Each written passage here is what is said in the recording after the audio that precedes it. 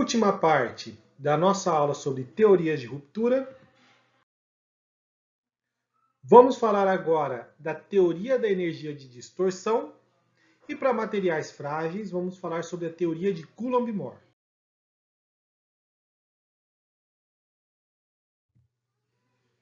Bom, em termos de teoria de energia de distorção, ela é dada como uma teoria usada para definir o início do escoamento do material e ela é muito bem empregada para materiais dúcteis. Por quê? Porque quando a gente fala de distorção, a gente fala de deformações. E o único corpo que tem deformação excessiva para poder fazer esse tipo de análise é o material dúctil. O material frágil não tem esse tipo de deformação para fazer essa análise de maneira com resultados confiáveis. Tá?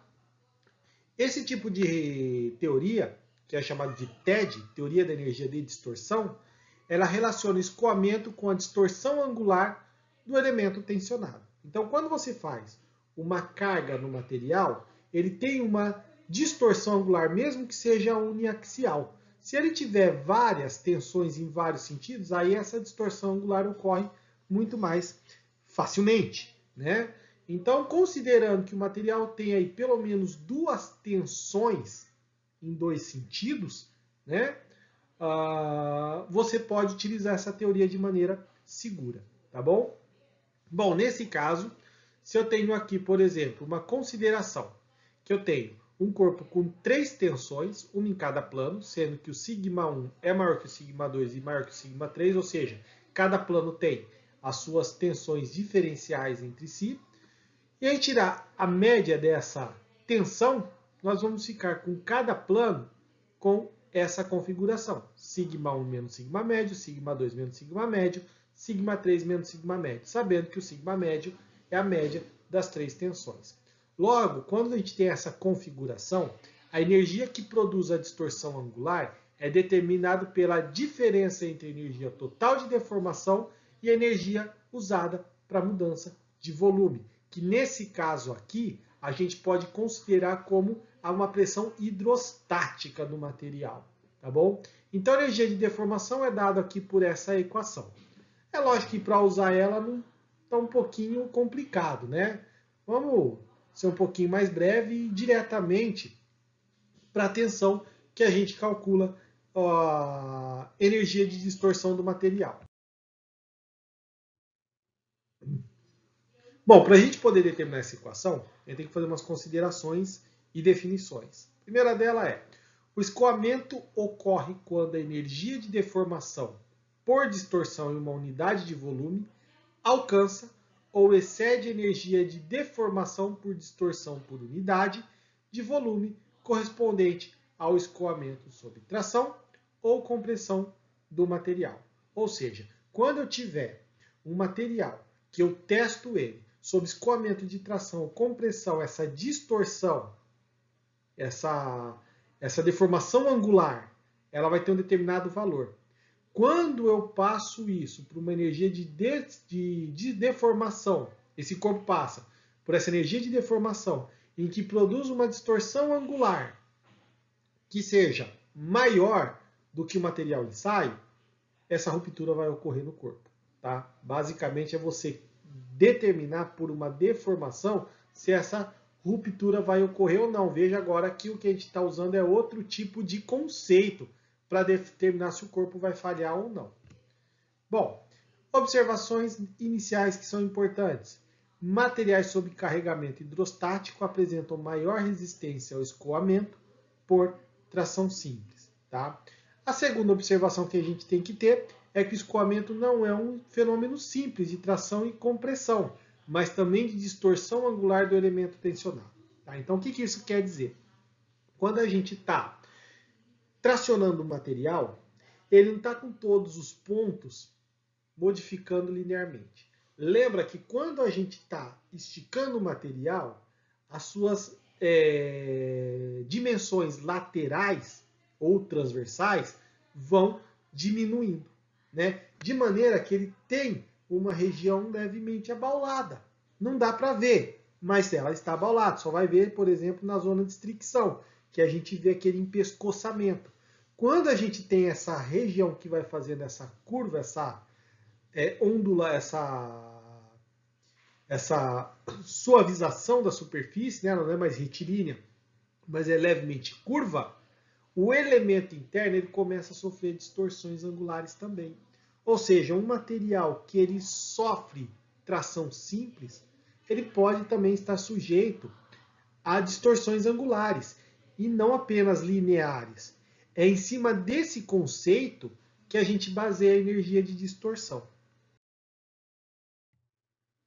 Bom, para ensaios uniaxiais, como que a gente vai determinar a nossa energia de ruptura, né? Bom, nesse caso aqui eu tenho a tensão em apenas um sentido e ela vai ser diretamente proporcional ao SY, tá? Que é correspondente a essa energia de deformação. Só que esse tipo de teoria não é muito utilizado para ensaios uniaxiais. Essa daqui é mais utilizada para ensaios biaxiais, tá? Em que eu tenho tensões em dois sentidos. E essas duas tensões, quando eu tenho essas duas tensões máximas, né, eu tenho aqui esse tipo de cálculo, que é o σ1 ao quadrado menos σ1 sobre v σ2 mais σ2 ao quadrado. Tá?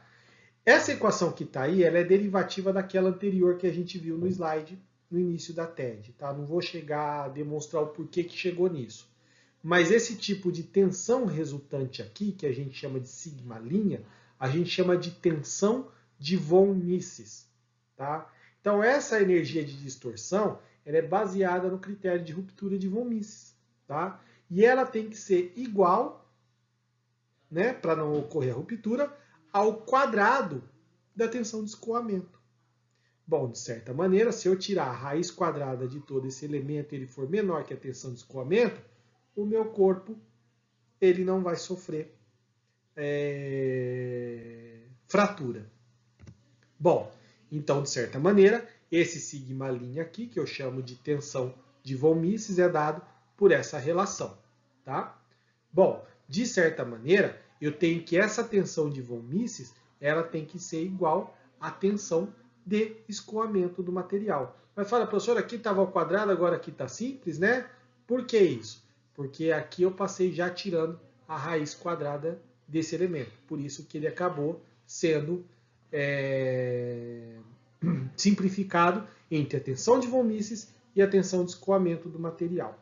Então, você está com um material que ele tem vários carregamentos, tá? O que você vai fazer? Você vai calcular suas tensões principais, que nem nós vimos na aula anterior. Calculando essas tensões principais, aí você vai pegar esse valor máximo e mínimo e vai jogar em cima dessa equação. E com essa equação, você consegue calcular as nossas tensões, tá? O coeficiente de segurança. E aí fala, mas professor, outra pergunta, e se fosse uma tensão uniaxial, por que ela não é utilizada? Porque a tensão de von Mises vai ficar basicamente parada na tensão máxima. Porque ó, se o σ2, por exemplo, for igual a zero, como é um resultado de um ensaio de tração ou de compressão, por exemplo, esse aqui vai ser igual a zero, esse aqui vai ser igual a zero, vai ser σ1 ao quadrado, raiz quadrada de σ1 ao quadrado, a tensão de von Mises é a mesma tensão máxima do corpo uniaxial. Tá bom?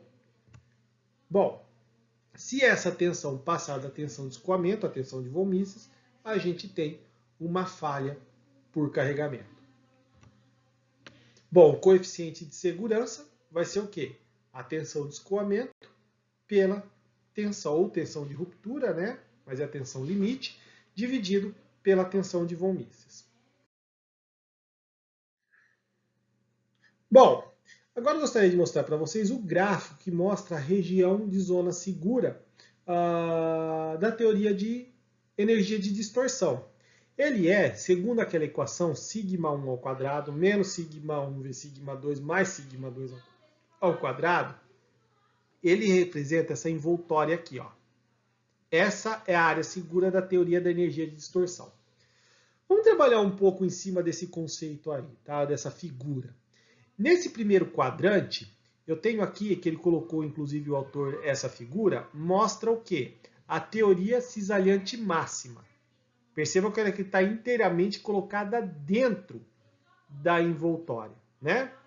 Bom, se eu pegar o primeiro quadrante aqui, que eu tenho a teoria de cisalhamento máximo e também a região correspondente à teoria normal máxima, percebam que a teoria da energia de distorção ela é a menos conservadora, né? Então, para ensaios uniaxiais, a TED não é tão segura assim, né? Tem inclusive para cisalhante máxima. Por exemplo, se eu tiver um ponto nessa região aqui, pela TED, o material não se fratura, mas para energia de normal máxima e cisalhante máxima, ela rompe. Agora vamos pegar essa situação aqui embaixo, né? Nessa situação, se eu fosse fazer aqui a continuação da minha teoria normal máxima, ela seria isso daqui, ó. Ela seria essa continuação nessa área, tá? Mais ou menos aqui, tá? Só para representar. Colocar aqui também, ó, que essa aqui é a nossa normal máxima. Bom, o que acontece? Percebam que a teoria normal máxima, quando eu tenho tensões em sentidos opostos que provocam uma tensão cisalhante, a teoria de tensão normal máxima ela é pouco conservadora. Eu tenho aqui a cisalhante máxima, que tem um índice de conservação mais alto, vai exigir de mim um coeficiente de segurança mais alto para dizer que esse material é seguro. E entre as duas está o quê? A teoria da energia de distorção. Então, por exemplo, se eu colocasse um ponto aqui, nesse ponto aqui.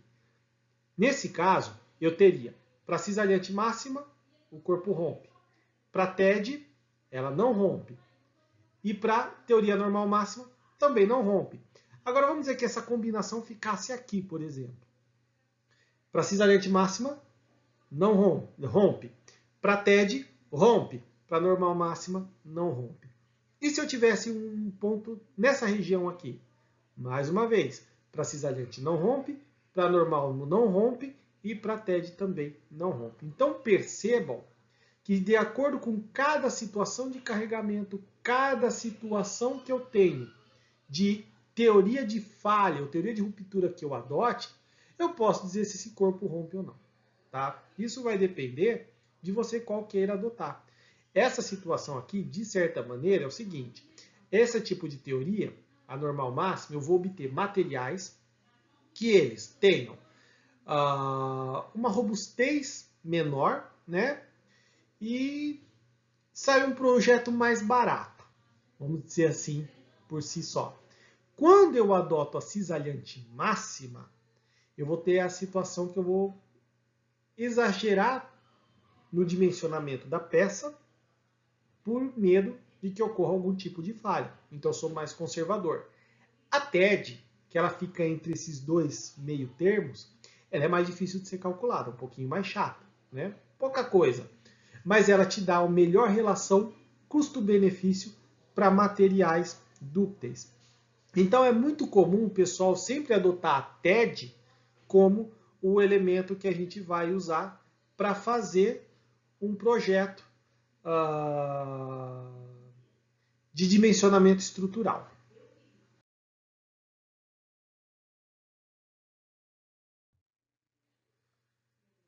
Bom, para finalizar aí, nós temos a teoria de Coulomb-Moore. O que define essa teoria?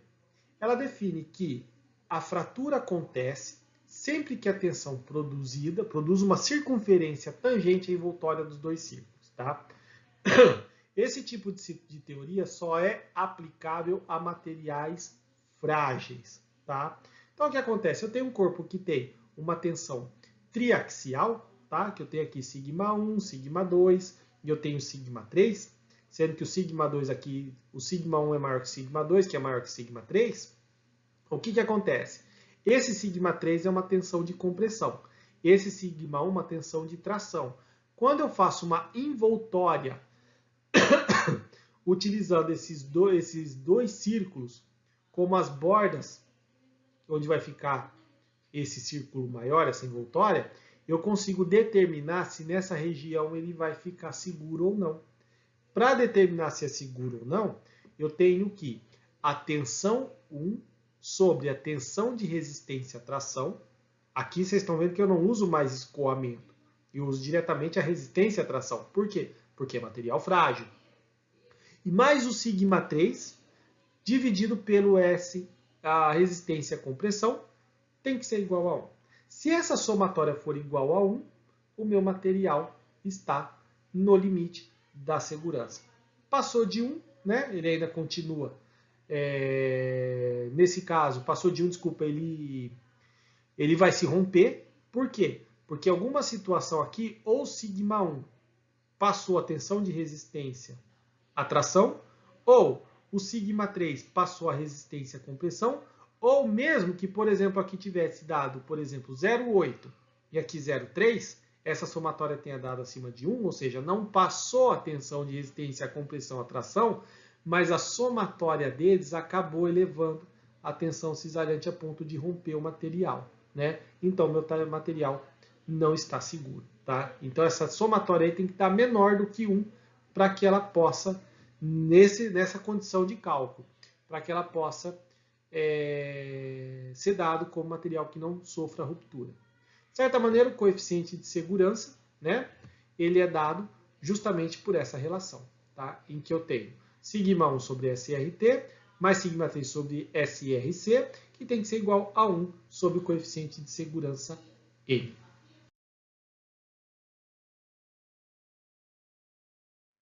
Bom, vamos lá. Vamos fazer um exercício para a gente saber como é que a gente consegue usar essas teorias para calcular o coeficiente de segurança. Um corpo sob estado plano de tensão, sendo σx igual a 140 MPa e σy igual a menos 105 MPa. O material tem limite de escoamento de 220 MPa. Calcule o fator de segurança pela teoria. A, normal máxima. B, cisalhante máxima. C, teoria da energia de distorção. Bom, teoria da tensão normal máxima, tá? Bom, como que a gente calcula o fator de segurança? Ela é a tensão de escoamento dividido pela tensão de trabalho, a tensão admissível. Bom, nesse caso aqui, nós vamos pegar o quê? A maior de todas. Então, eu vou pegar a tensão de escoamento do material que já é de 220 MPa, ou seja, passou desse ponto, ele já entra na zona de escoamento, e dividir pela maior das tensões. É 104 ou é 105, independentemente do sinal. Desculpa, é 140, né, ou 105, independentemente do sinal, o fator de 140 é o que a gente vai usar para fazer esse cálculo de segurança. Então, eu tenho que o meu fator de segurança é de 1,57. Bom, vamos dizer que eu queira plotar esse ponto dentro daquele meu gráfico de zona de segurança pela tensão normal máxima. Então, eu vou ter aqui a minha tensão normal máxima, considerando que as tensões de ruptura, a compressão e a tração sejam, ou de escoamento, a tração e compressão sejam as mesmas. Eu tenho que esse quadrado aqui, ele é limitado pela tensão de escoamento, de 220 MPa. E aonde que está a minha tensão admissível, né? A minha tensão de trabalho maior? Está em cima desse ponto. Então, percebam que tanto o fator de coeficiente quanto aqui o nosso diagrama, ele mostra que ele está dentro da zona segura.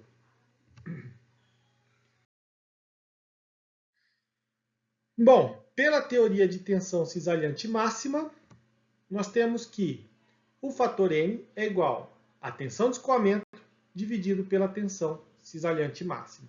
Bom, então eu tenho que saber qual vai ser essa tensão cisalhante máxima, se ela tem mesmo sentido ou sentidos opostos, né? Bom, então para isso nós temos que calcular o quê? As tensões máximas. A tensão cisalhante máxima ela vai vir da tensão normal máxima, tensão principal máxima e mínima, né? Que é o σx mais σy mais ou menos raiz de σx menos σy sobre 2 ao quadrado, mais a tensão cisalhante ao quadrado de xy, tá bom? Substituindo aqui o σx por 140 e o σy por menos 105, sabendo que a minha tensão cisalhante é igual a zero, tá? Isso está condicionado que eu estou num estado plano de tensão apenas com tensões normais no sentido vertical e horizontal, eu tenho aí pelos cálculos que o sigma1 máximo vai ser igual a 140 megapascal e o sigma2 vai ser igual a menos 105 megapascal. Ou seja, as mesmas tensões que é aplicado em cima do corpo. Se tivesse uma cisalhante no meio, aí nós teríamos um pouco de variação essas tensões principais, tá bom? Bom, então se eu tenho duas tensões de sentidos opostos, então para calcular minha tensão cisalhante máxima, eu vou fazer o módulo da diferença entre os dois. Fazendo o cálculo do módulo entre a diferença dos dois, eu tenho que a minha tensão cisalhante máxima é de 245 megapascal.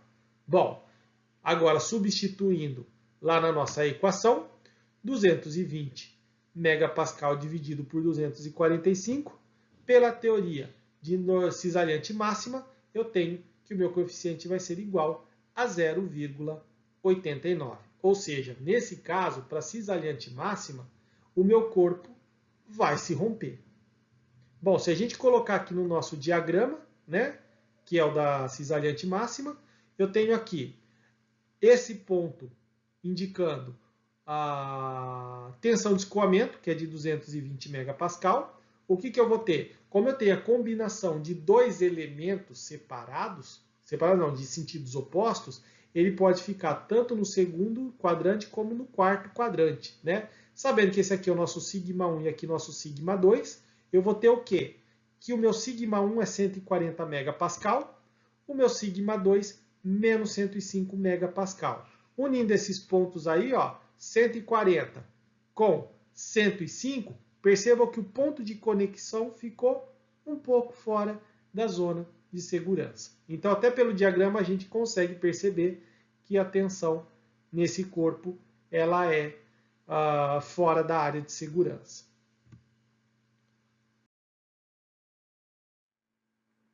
Bom, vamos agora calcular, pela teoria da energia de distorção, o coeficiente de segurança é dado pela tensão de escoamento dividido pela tensão de von Mises. Bom, a tensão de von Mises é dada por sigma1 ao quadrado, menos sigma1 vezes sigma2, mais sigma2 ao quadrado. Lembrando que a gente já calculou as tensões máximas no exercício anterior, tá? Jogando esses valores aí, nós temos que a tensão de von Mises vai ser de aproximadamente 212,9 megapascal, tá bom? Bom, nesse caso aí, se a gente substituir esses valores, nós temos que o nosso N vai ser igual a 1,03, tá bom? Ou seja, nesse caso, ele está bem próximo ao limite, não vai romper, né? Mas ele já está bem próximo ao ponto de ruptura. Bom, então nesse caso aí, se a gente colocar na nossa envoltória, nós vamos ter o quê? Essa região, nesse ponto aqui que ele toca, vai ser a nossa tensão de escoamento, 220 megapascal, né? E aqui nós temos tensão 1, tensão 2, e unindo esses dois pontos, ó, veja que ele fica bem no limite da nossa região de segurança, que é ali aonde eu vou ter a minha tensão a minha tensão combinada em cima dos elementos, tá bom? Então percebam que 1,57 para tensão normal máxima, 0,89 para cisalhante máxima e 1,03 para energia de distorção, percebam que a gente sempre vai ter uma escala em termos de coeficiente de segurança. A mais conservadora para a tensão cisalhante máxima, a mediana para a energia de distorção e a mais liberal de todas, a que é menos conservadora, é a tensão normal máxima.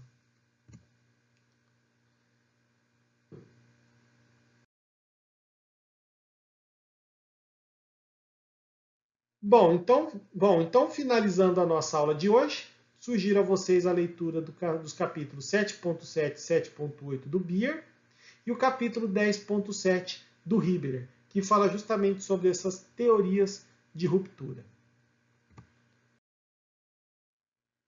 Do mais, agradeço a atenção dispensada por todas, tá? Desejo uma boa semana para vocês e nos vemos na próxima aula, que vai ser sobre exercícios, tá bom? Um grande abraço e até lá!